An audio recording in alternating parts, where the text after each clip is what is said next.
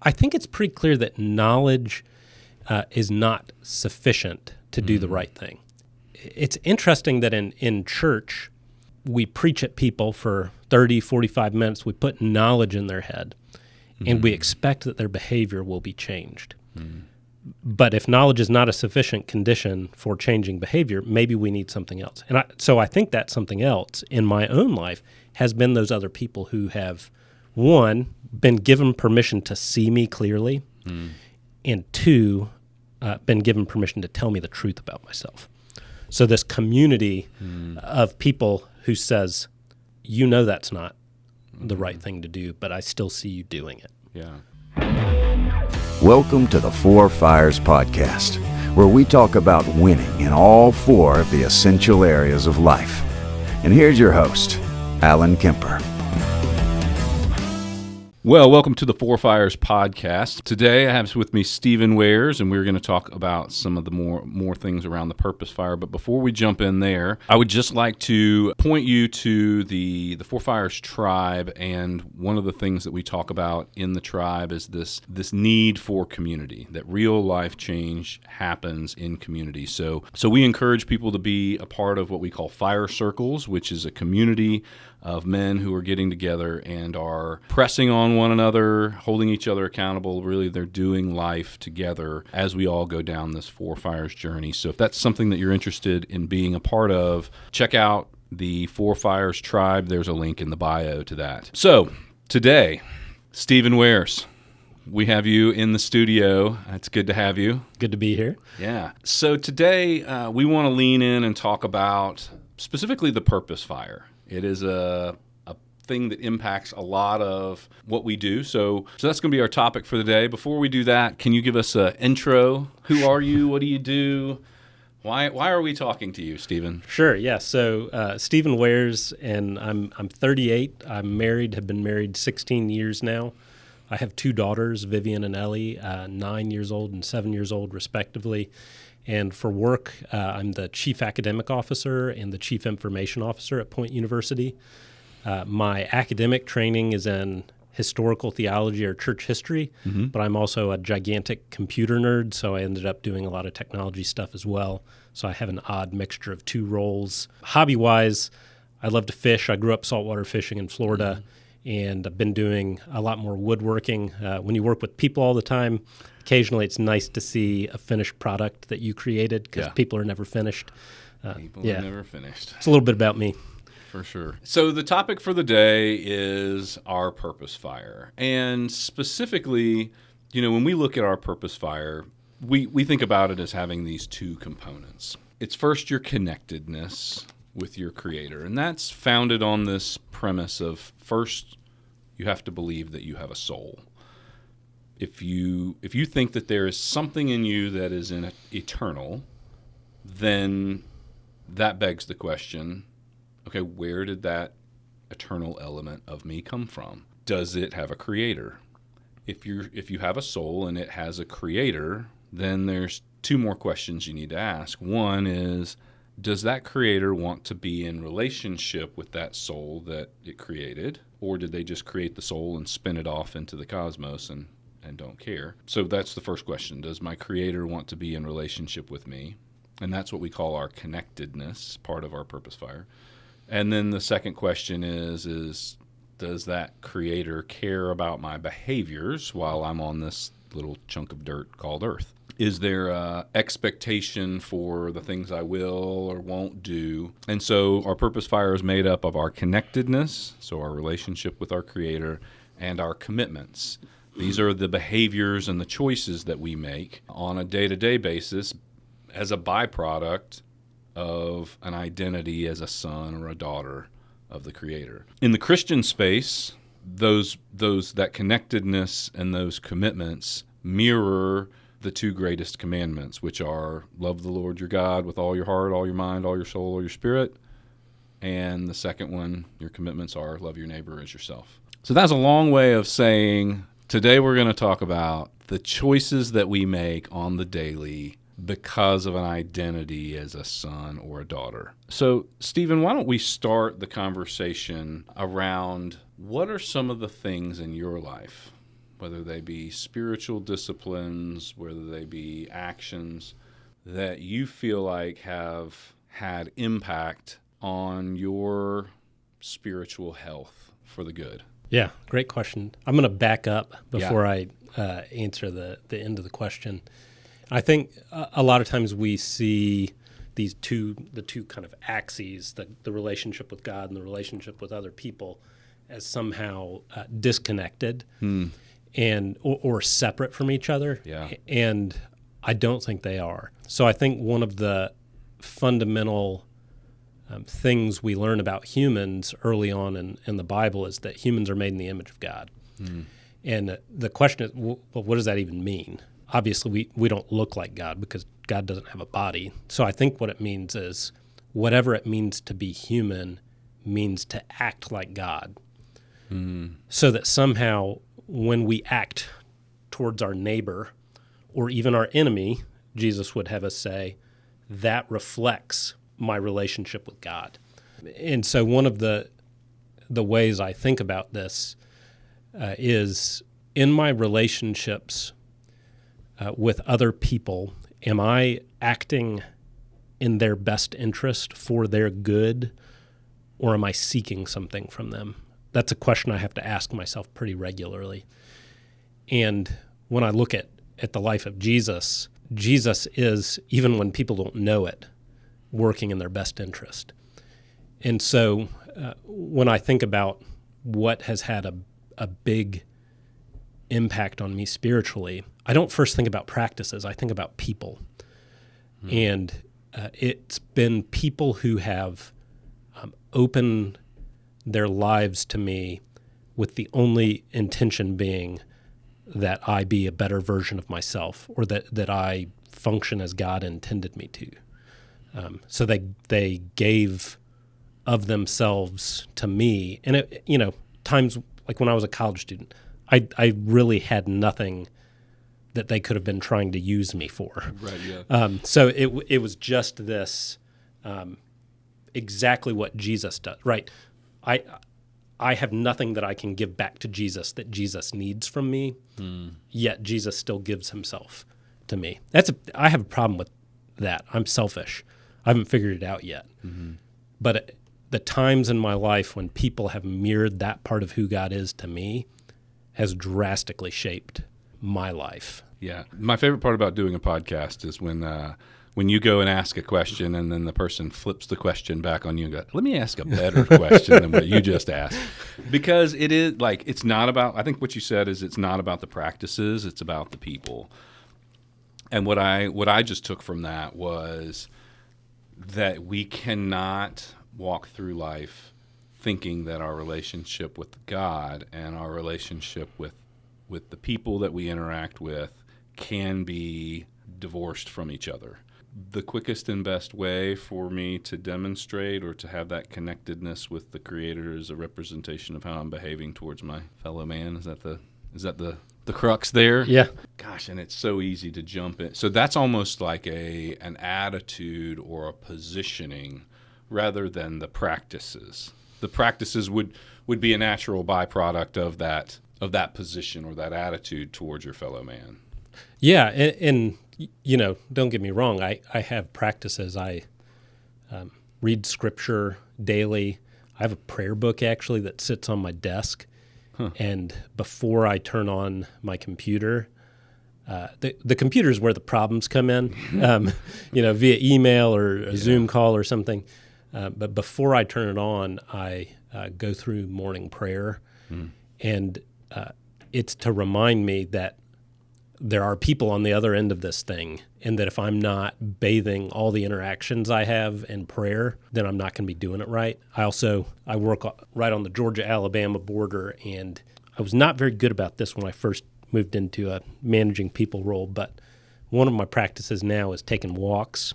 And certain people in my life know that if they see me at certain parts of 18th Street, they understand how big the stressor is. It's a big stress or a little stress, yeah. But that's a discipline for me because I can on occasion run a little hot.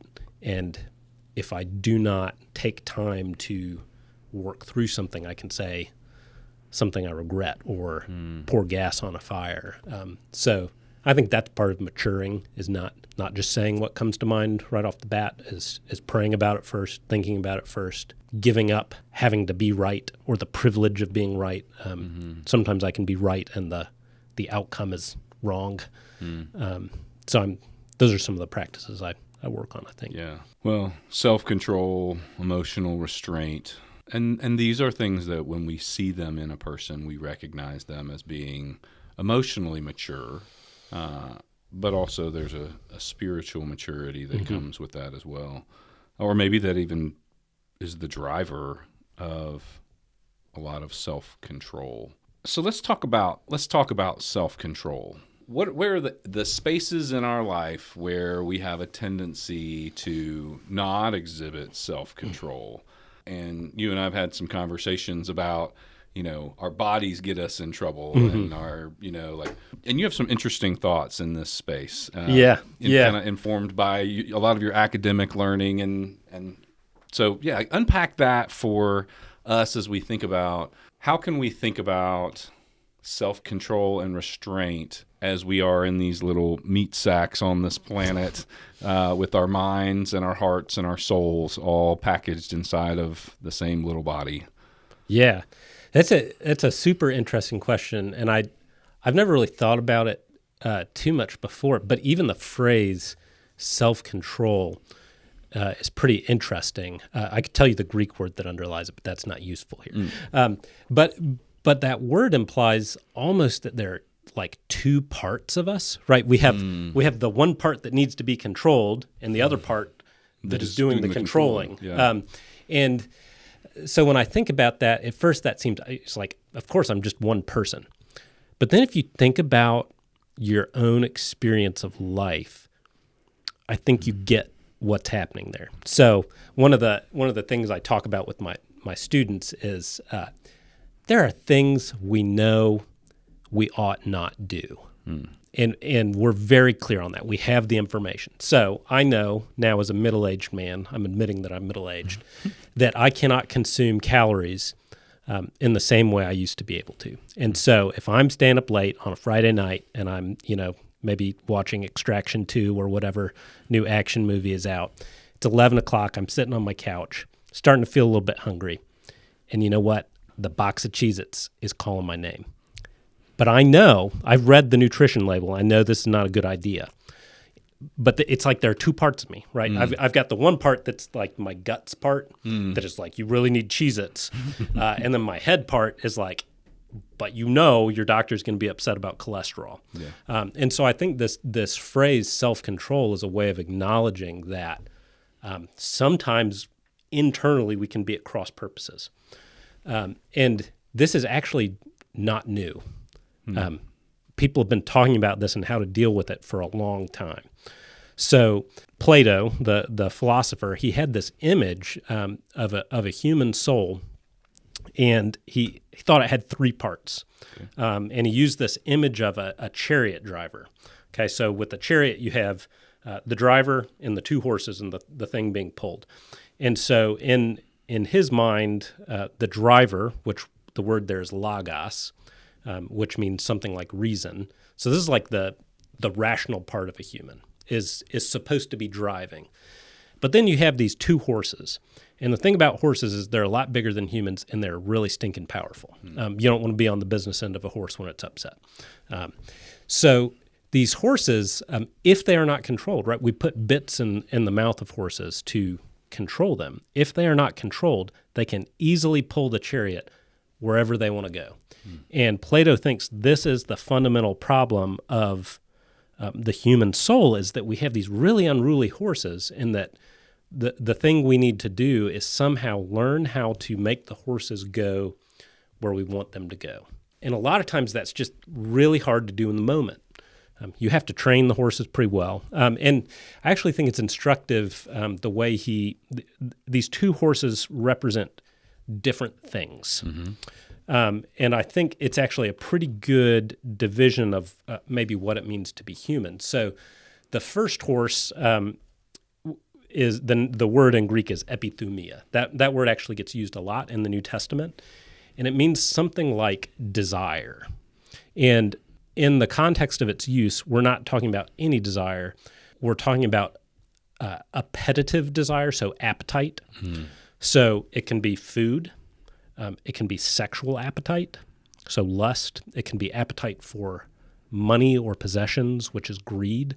So this is one of the horses that can really get humans off track. The other horse is thumos, which is, it's hard to translate, but I would say it means something like the hot parts, like anger.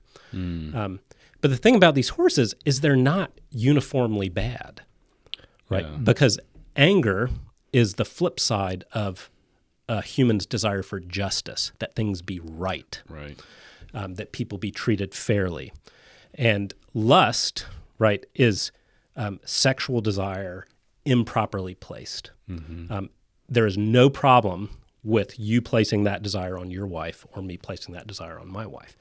And actually, human relationship with God is not sexual, but it's described in equally strong terms. So the problem with the horses is not that they're horses. The problem with the horses is that they get aimed at the wrong thing. They're uncontrolled. They're uncontrolled, yeah. And so I tell my students, I try to put really bizarre images in their head so they remember them. And so I say, well, you got to keep your horse on the leash. Nobody puts a horse on, that's not what you do. And one of the ways I think we put our horses on the leash is by training them ahead of time. So that, really the best defense against me eating Cheez-Its at 11 p.m. is to not have Cheez-Its in the house. Right. It is really hard to make a good decision in the heat of the moment. Yeah. And I think a lot of us, so take driving. We got a lot of heat of the moment examples in driving. Okay. There are appropriate and inappropriate hand signals to give while driving. And most of the time, if you get cut off, there's going to be this like instant, split-second wrath, thumos, anger sort of reaction where you might be tempted to give somebody the wrong kind of hand signal. Yeah. And when we're in the heat of the moment, we're not intercepting this impulse that we have. Right. So the question is, how can I train myself over the long run so that the natural thing that I do is not the angry thing? So we have this phrase, something is second nature for a person. So it might be natural to flip the bird to somebody, but if I work on keeping my horses on the leash, like what if I was able, and I'm not saying I'm able to do this yet, what if I was able to offer some sort of quick prayer of blessing for the person who just cut me off? That takes practice and premeditation. You don't naturally do that, but it can become second nature. Yeah. I like the term second nature because it is not in a horse's first nature to walk be around led. with a saddle and a bit, but very powerful when they are. But their first nature is to run wild and free, and they must be tamed like a cowboy riding a horse to break the horse is breaking it of its first nature and converting that power into its second nature. I had a question about thumos. Is it fair to say that you said it is kind of described as the hot parts? Can it be emotion? Is it just these emotions that drive us, that force us, or that coax us into reacting instead of responding? Yeah, so it's this thing that just kind of wells up, and you see it, right? You see it when somebody's face flushes, which can be anger or embarrassment, this kind of uncontrollable emotion. And I'm working really hard on this myself. Yeah. Well, it sounds like that your practice, your spiritual practice of going for a walk is an intentional thing that you're doing to make sure you're bridling that horse. Yeah. Yeah, and it is real work, and it has to happen over time. I think I understand a lot more about what it means to be human now that I'm raising children. But when you take a 2-year-old, they just flip their biscuits. They have no leash for the horses, and it's not developmentally appropriate at that point. They cannot control, so they have tantrums, and all the anger and all the desire, which is, at that point is not sexual, obviously, but all of that is just unbridled. And we call them terrible twos for a reason. Yeah. The problem is some adults don't grow out of that. Right. They have no desire to control the horses that are leading them to destruction, basically. Yeah. So the logos represents this reason. Is that fair to say? It's our mind. Is it?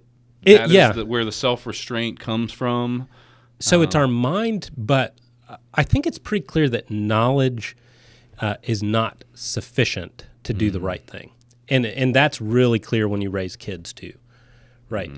Your kid breaks a rule, and you can ask the kid, "Did you know that was wrong?" And you know 100% that they know, and they know 100% that they know, and it's interesting that in church, we preach at people for 30, 45 minutes. We put knowledge in their head, and we expect that their behavior will be changed. But if knowledge is not a sufficient condition for changing behavior, maybe we need something else. And so I think that something else in my own life has been those other people who have, one, been given permission to see me clearly, and two, been given permission to tell me the truth about myself. So this community of people who says, you know that's not the right thing to do, but I still see you doing it. So one of the things we say, knowledge is understanding, but wisdom is understanding plus application. Yeah. And you might tell me, Alan, here is the importance of compounding interest, and if you will invest in your 20s, you can make lots and lots of money by the time you're in your 60s. And I can know all of that. And if I don't actually do anything and start the account and put money into it, then it's just knowledge. It's not wisdom. Because I didn't apply it. Yeah. And then I get to my 60s and I'm very frustrated because I knew the whole time that I could have a whole lot more money now because I wasn't wise. I was knowledgeable but not wise. Yeah, and I think the movement from knowledge to wisdom requires practice. It's not you don't just flip a switch and get there. You try it, you keep doing it slowly. You build muscle memory, and eventually it becomes second nature. And so, like, take the compounding interest thing. Yeah. I know that I will always find, because of the desire, I will always find things to spend my money on. Right. So what I've done, because of what I know, is that comes out of my paycheck first, and it automatically goes into my Roth or my 401k before I have a chance to touch it. Yeah. So it's how can I do that with the other parts of my life? Right. When I am in my right mind, make a decision that keeps me from having to make one in the moment. Mm-hmm. Yeah. When I was in high school and college, and I was dating, I knew, I screwed up enough times to know that I was not strong enough or smart enough to say no in the situation. So I had to say no to the situation. Yeah. Before I got myself in a place that I didn't want to be. And I think, so what you're talking about is using that logos, that reason, to recognize and to bridle and control this epithumia, the desires of our lives, and the thumos, which is the emotion of our lives. And I like that you pointed out, like, these are both things that aren't necessarily bad. They are the things that move us in life, right? I mean, it is growth and development and improvement, wanting to raise your standard of income and living. Is that wrong? Well, no. Is greed, like the unbridled nature of that, wrong? Yeah, it leads to destruction. It will take you off the cliff. Yeah, you don't want a car without an engine. Neither do you want a car without a steering wheel. Okay, so I like that. I think that gives me a good framework to think about self-control, is this ability to try to rein in these other things. And I do notice, as I go through life, there is a natural maturing that I feel happens for many people. So maybe it gets easier to control some of these things, or maybe we just get more practiced at it. Yeah, I think we build the muscle. I have matured, but I've taken a side interest over the past few years in behavioral economics. And one of the things that's been most interesting to me, and it relates to this, is physiological decision fatigue. So have you ever gotten home at the end of a day of work and you have to decide what to eat for dinner or where to eat, and you just can't? Or you've had that conversation with your friends, well, no, you just decide where we're going to eat, or you decide what you're going to do. It's just like you physically can't. Well, there's a physiological, when you make decisions, you are utilizing some of the glucose. I'm probably screwing up the science, but there is a physiological tax as you go throughout the day making decisions.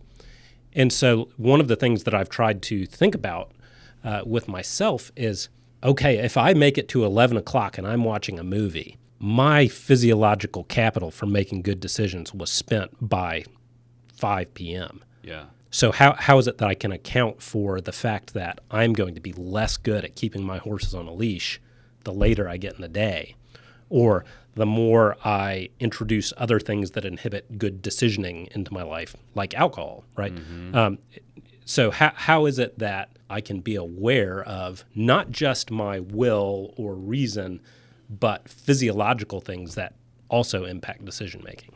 Yeah, that's a physiological decision fatigue. I know that I make worse decisions late at night than I do first thing in the morning. In the line of work that we do in coaching, I notice a lot of what I call emotional work, right? So if I say, all right, let's max out on bench press and you're fresh, well, you'll get one number.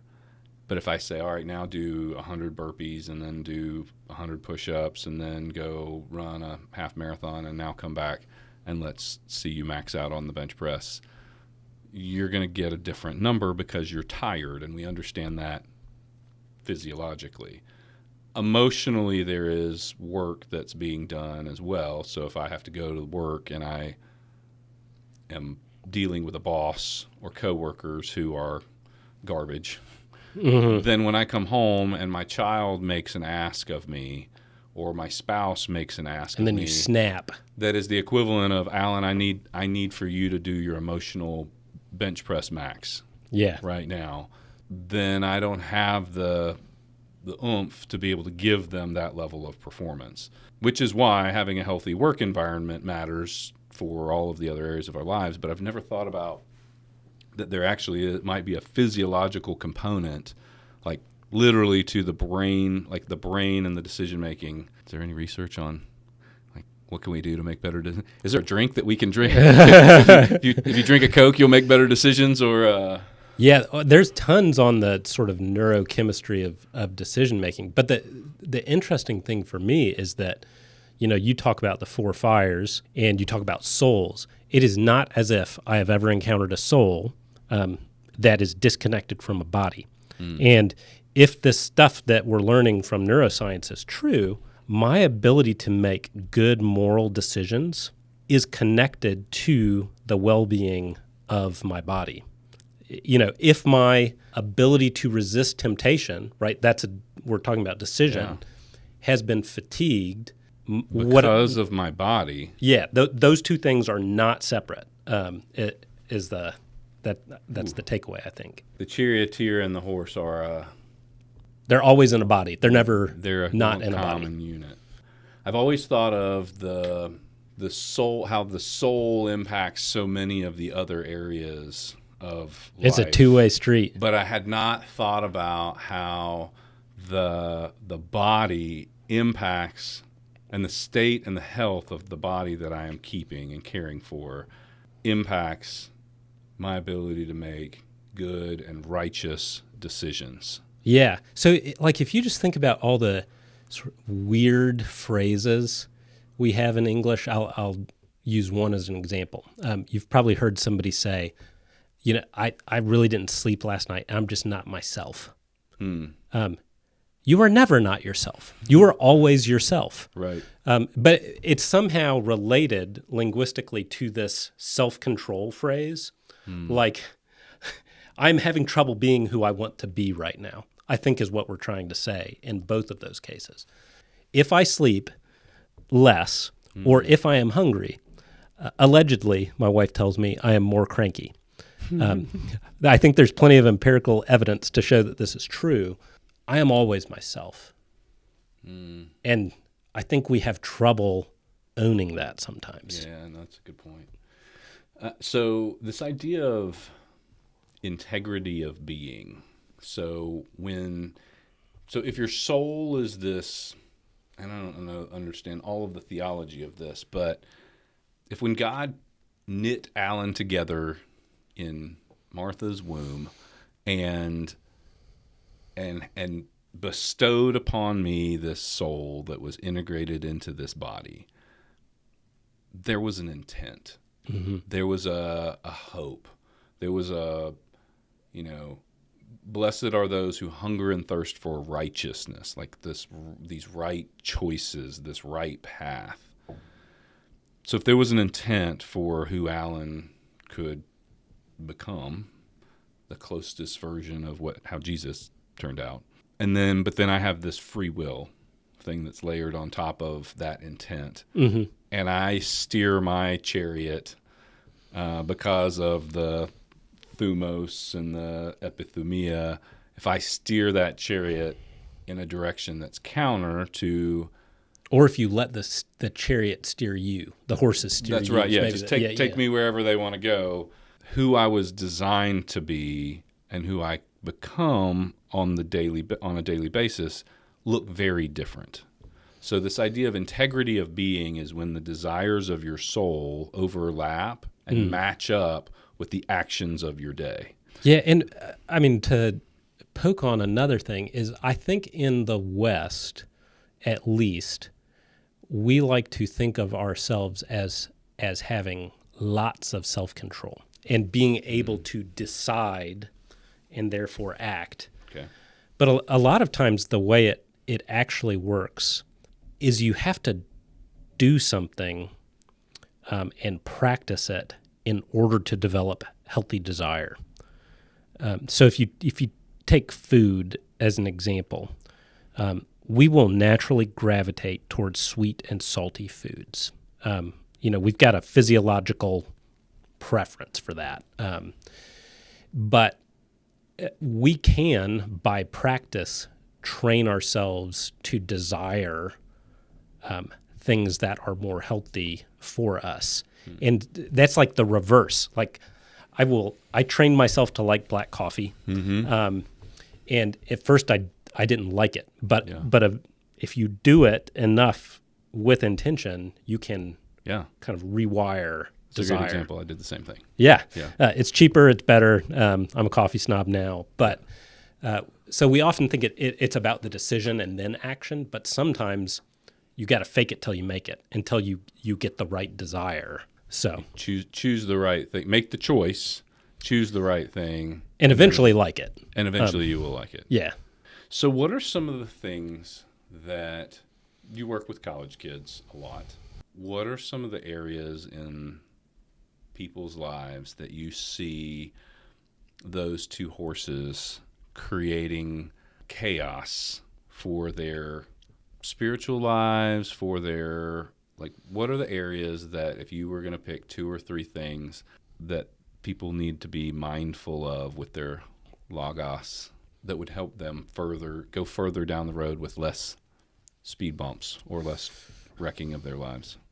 I guess the first one is college students.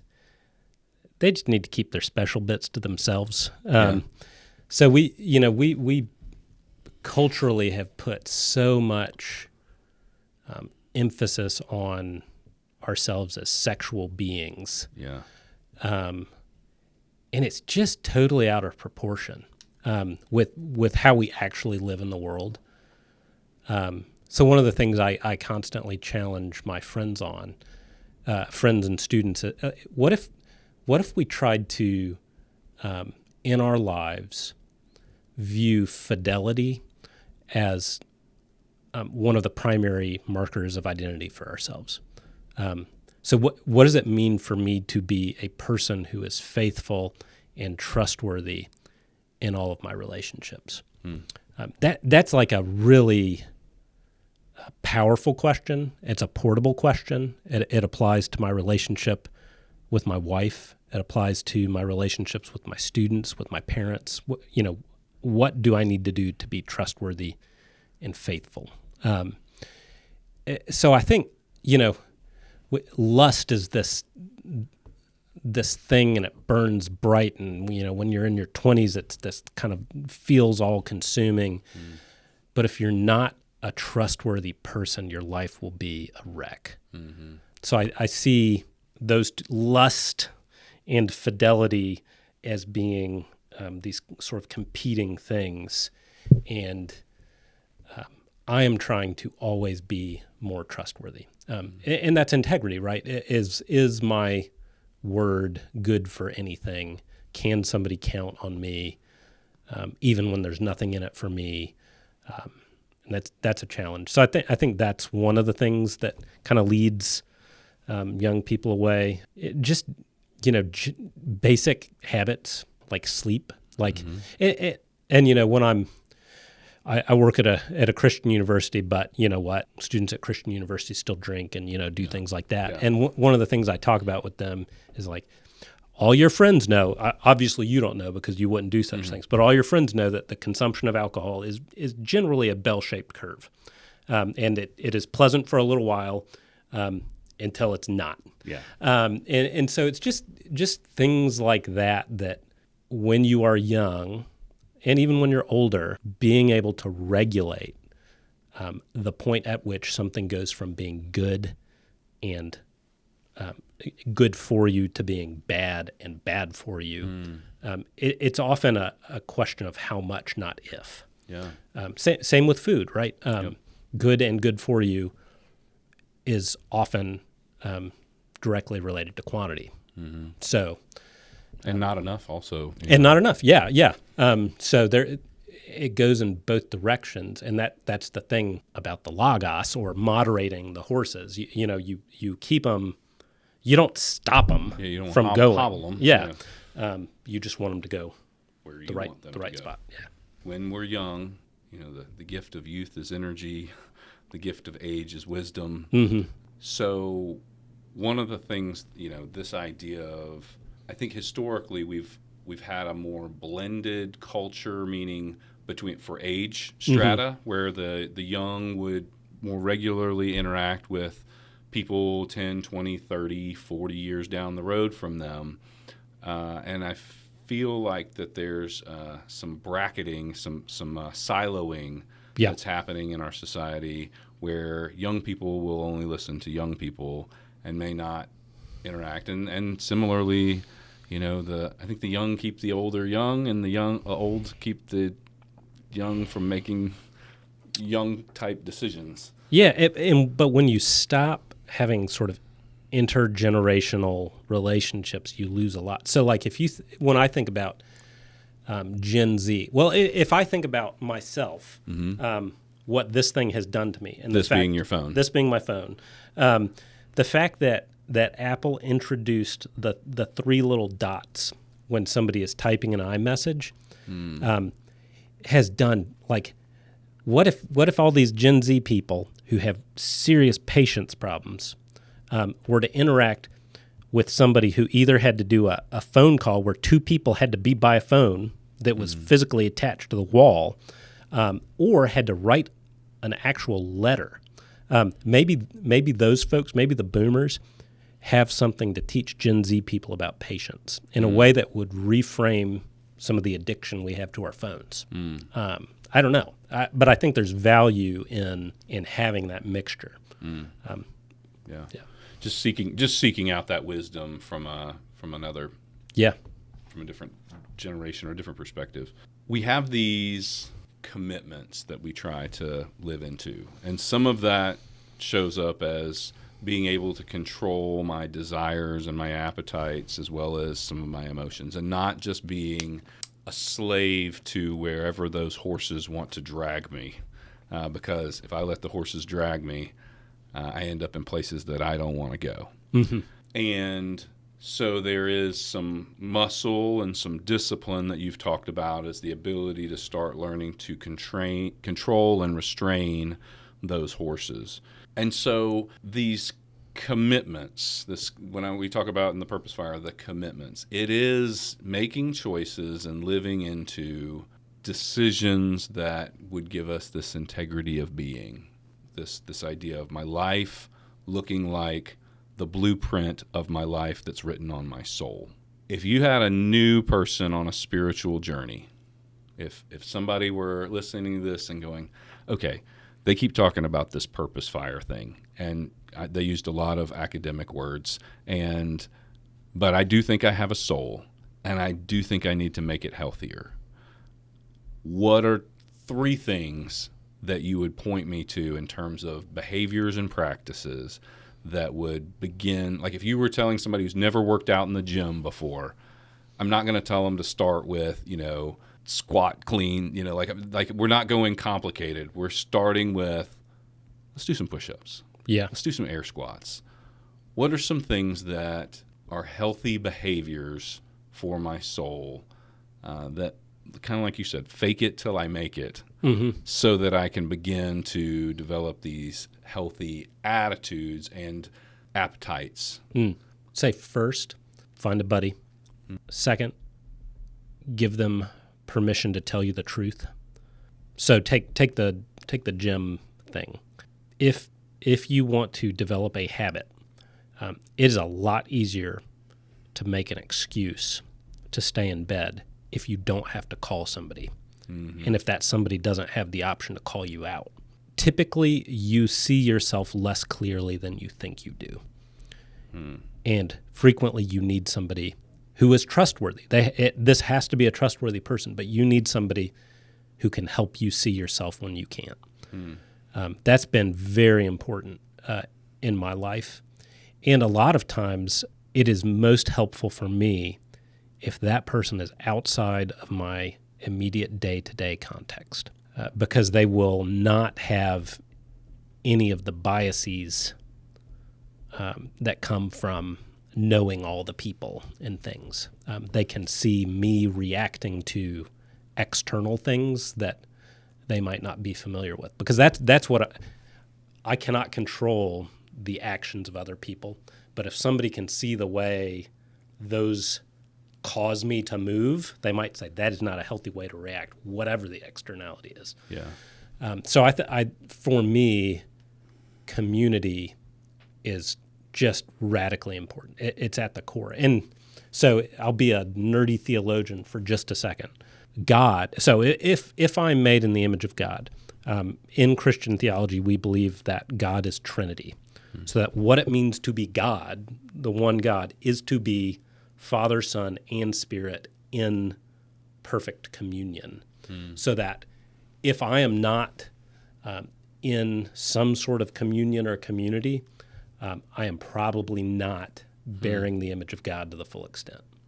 You can't be a hermit and fully living into... Yeah, and the interesting thing about all these hermits back in the day, like these people who went out and lived in the desert and in caves and stuff, is that eventually people came and found them. They were like, "You're talking to God all day? I could use a nugget of wisdom."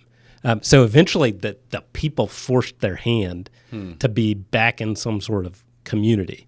Otherwise, they are stunting a part of their God-given image, I think. Yeah.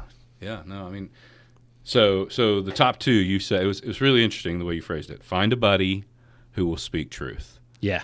You put in another way, get in community and find accountability. Yeah. Somebody who will 100%. call you on your stuff.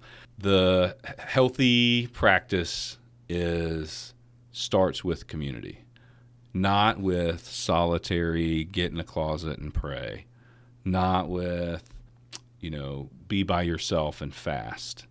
And I think that's an important piece. I think a lot of people, when they think, oh, if I got to work on my spirituality, they think of it as a solo journey.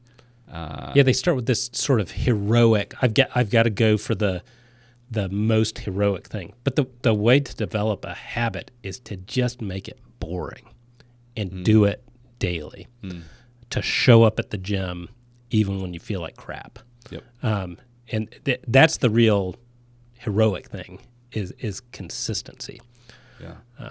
But the community piece, I think there's a lot of people who are quick to throw out the church, out community, and just say, "Well, I have my own spiritual relationship."